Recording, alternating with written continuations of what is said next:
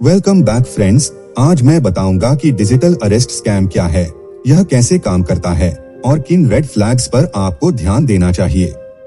आजकल टेक ने हमारी जिंदगी को आसान बना दिया है, बैंकिंग, पेमेंट्स और शॉपिंग तक, जो अब बस एक टैप की दूरी पर हैं।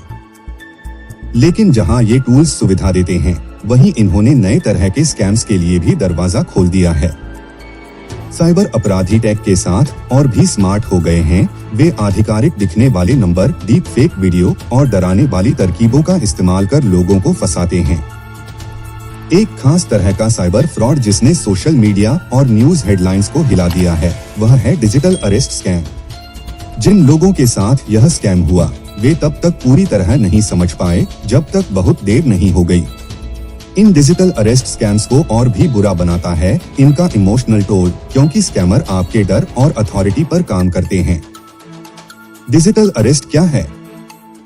एक डिजिटल अरेस्ट स्कैम में स्कैमर कानून लागू करने वाली एजेंसियों या सरकारी अधिकारियों का रूप धरकर आपको यह विश्वास दिलाते हैं कि वे किसी लीगल इन्वेस्टिगेशन टीम का हिस्सा हैं।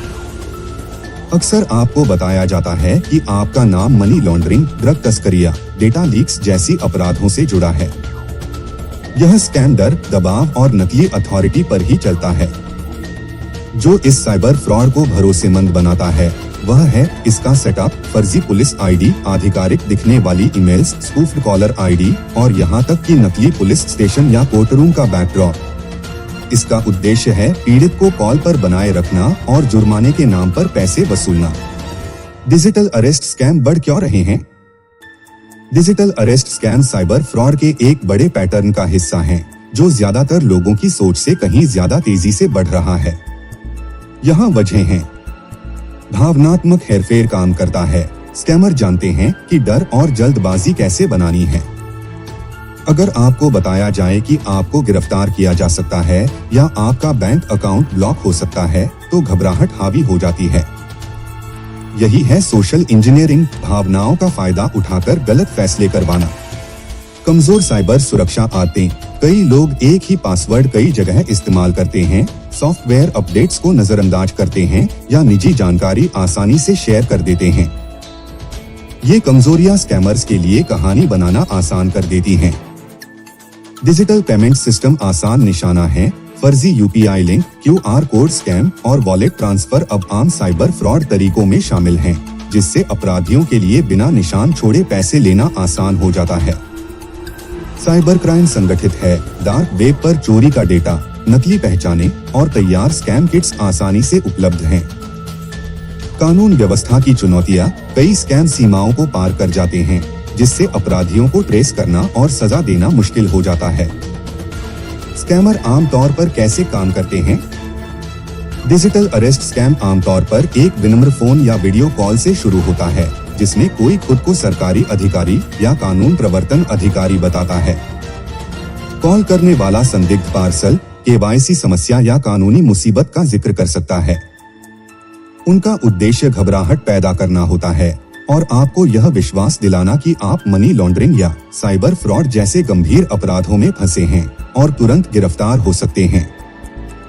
कहानी को और भरोसेमंद बनाने के लिए स्कैमर आधिकारिक दिखने वाले दस्तावेज या नकली गिरफ्तारी वारंट भेजते हैं और सब कुछ गोपनीय रखने पर जोर देते हैं।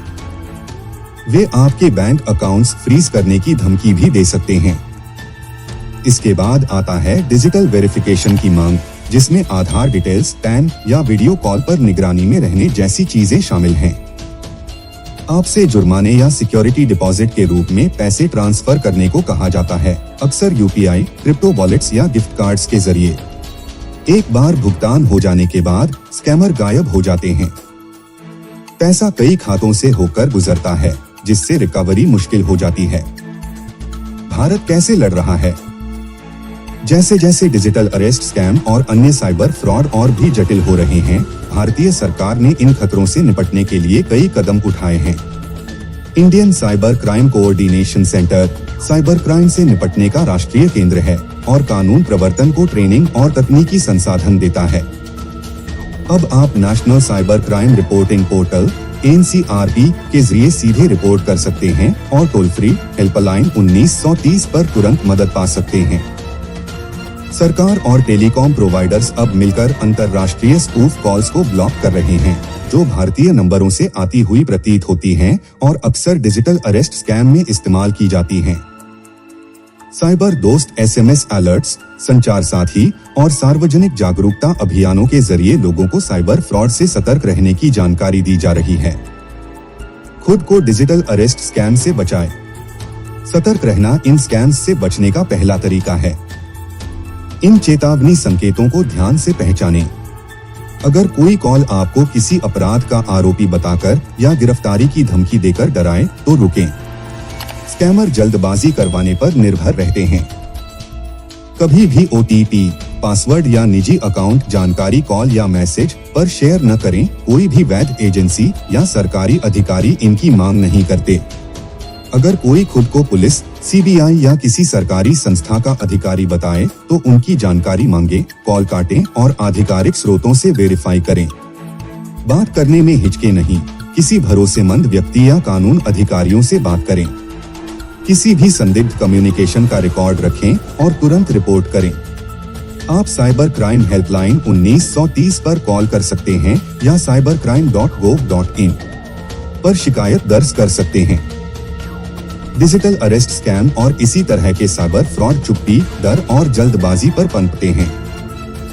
धीमे रहकर, सतर्क रहकर और सही सवाल पूछकर आप फर्क ला सकते हैं।